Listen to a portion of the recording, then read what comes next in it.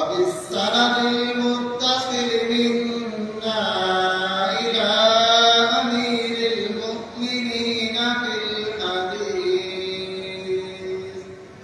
محمد بن إسماعيل البخاري رحمه الله تعالى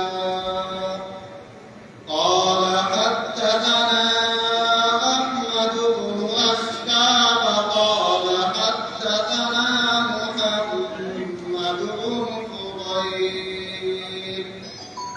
محمد بن فضيل عن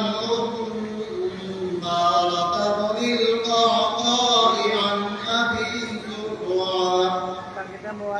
أبي زرعة عن أبي هريرة رضي الله تعالى عنه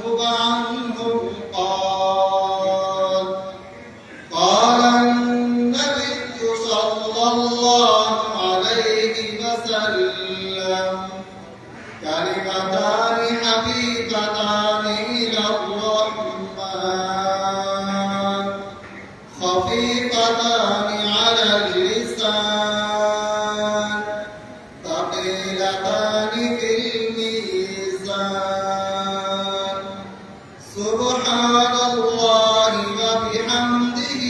سبحان الله العظيم.